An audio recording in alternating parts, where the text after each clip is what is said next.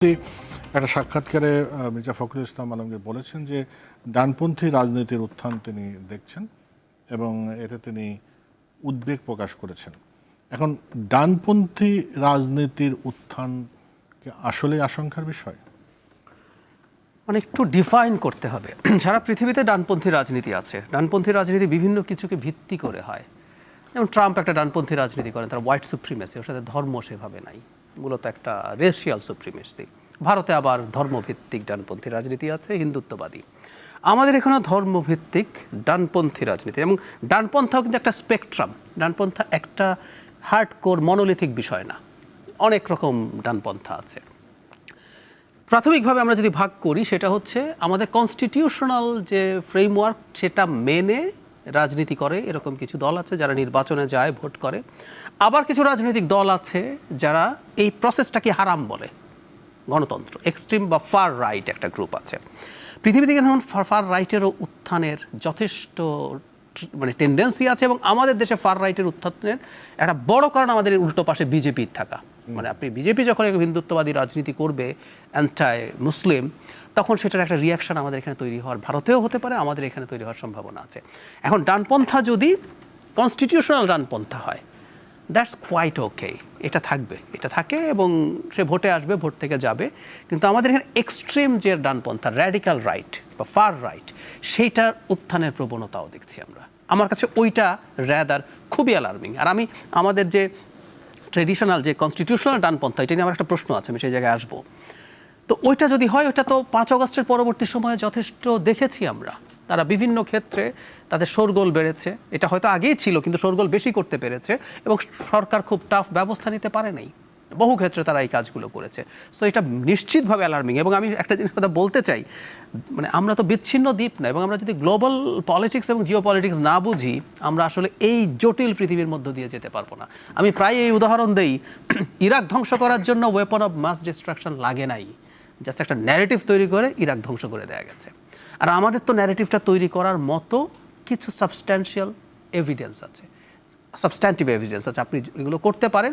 একটা শত্রু দেশ আছে ভারত, ভারতীয়দের শত সমালোচনা করি না কেন, তাদের সফট পাওয়ার অকল্পনীয় রকম বেশি। গ্লোবাল মিডিয়ার বিরাট একটা অংশ তাদের দখলে আছে, এই ন্যারেটিভ তৈরি করে ফেলবে। সো ঝুঁকি আছে। আমি বলছি না বাংলাদেশে ফার রাইটটা অনেক শক্তিশালী হয়ে গেছে। শেষ করবো এটুকু দিয়ে, সময় বেশি নাই। আমাদের যারা কনস্টিটিউশনাল পলিটিক্স করেন, দুটো বড় মানে তুলনামূলকভাবে বড় দলের নাম বলি, জামায়াতে ইসলামী এবং ইসলামী আন্দোলন বাংলাদেশ, তাদেরকে আমাদের একটা গুরুত্বপূর্ণ প্রশ্ন করতে হবে। তারা উভয় শরিয়া আইনের কথা বলেন যদি ক্ষমতায় আসেন। আচ্ছা, আপনি শরিয়া আইন কায়েম করবেন, এবং শরিয়া আইন কায়েম করে আপনি ধরুন জনগণকে বললেন আমাকে ভোট দাও, আমি শরিয়া আইন কায়েম করবো, আমি ক্ষমতায় গেলেন, জনগণ আপনাকে ভোট দিয়ে এনেছে। আপনি কি এই ইলেকটোরাল প্রসেস রাখবেন? খেয়াল করি, এটা খুব জরুরি প্রশ্ন। আপনি আসলেন এবং বললেন শরিয়াতে ইলেকটোরাল প্রসেস নাই, তাই আমি কনস্টিটিউশন অ্যামেন্ড করে আমি এটা বাতিল করে দিলাম। সো আপনি বলবেন আপনার যুক্তি কি? জনগণ আমাকে চেয়েছে, আমি এসেছি। ওই রাজনৈতিক দল কি অপারেট করতে পারে? খেয়াল করুন, আমরা ওকে বলছি তোমাকে যদি জনগণ চায় আসতে দেব, ধরলাম ও আসলো, 10 বছর পর জনগণ ওকে আর চায় না, কিন্তু ওই প্রসেসটা তো বন্ধ করে ফেলতে পারে।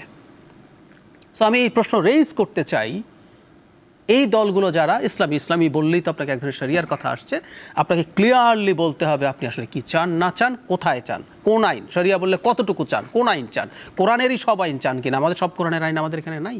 আমরা চুরির জন্য হাত কেটে ফেলি না, আমাদের সুদ হারাম না, কোরআনে স্পষ্টভাবে হারাম বলা আছে কোনটা কোনটা করবেন। এবং আবারও বলছি, ইলেকট্রাল প্রসেস থাকবে কিনা এগুলো সব ক্লিয়ার করতে হবে। আপনি আসবেন, এরপর বলবেন যে ইসলামী শরিয়াতে তো মানে কোনো ধোঁয়াশা রেখে না, কারণ যদি সেটা হয়, যদি উনি বলেন ম্যান্ডেট নিয়ে এসেন ভোট বন্ধ করবো, তাহলে আপনার রাজনীতির অধিকার নাই। এটা হলো জরুরি কথা।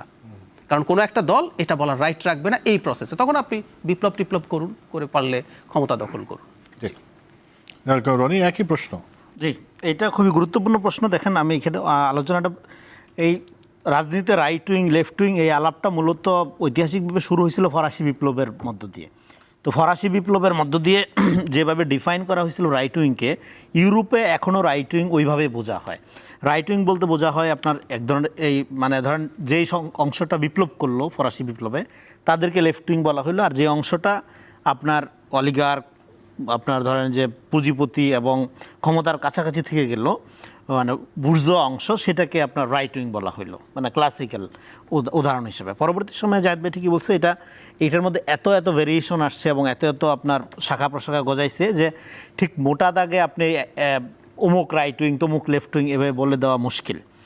তো এখন বাংলাদেশে যেটা হলো, বাংলাদেশের রাইট উইংয়ের চরিত্রটা কি? এখানে দেখেন, যদি আপনি ইসলামী ধারাকে রাইট উইং বলেন সেটা ভুল হবে, মানে গ্রসলি যদি বলেন। যেমন জামাতি ইসলাম একটা ইলেকট্রাল পলিটিক্স করে, এবং জামাতি ইসলামকে মানুষ যে ধরেন ভালোবাসে, পছন্দ করে, এর কিন্তু একটা বড় কারণ ইসলামের কারণে। এমন না যে জামাতি ইসলামের ডেমোক্রেটিক প্রসেসের কারণে জামাতকে ভালোবাসে, কারণ আরও তো ডেমোক্রেটিক পার্টি আছে, ভোটের পার্টি আছে সেক্ষেত্রে। ফলে ইসলামের একটা প্রস্তাবনার মধ্যে দিয়ে সে একটা ইলেকট্রাল পলিটিক্স করতে চায়, এই কারণে জামাতকে একটা বড় অংশের মানুষ পছন্দ করে। কিন্তু এখানে ডেফিনেটলি তো, এবং সে একটা মডারেট ইসলাম করতে চায়, তার সাথে রেডিক্যালিটির কোনো সম্পর্ক নেই। তো ফলে এটাকে আপনি কি, এবং ইলেকট্রাল পলিটিক্স করে, ফলে এটাকে কি আপনি রাইট উইং বলবেন?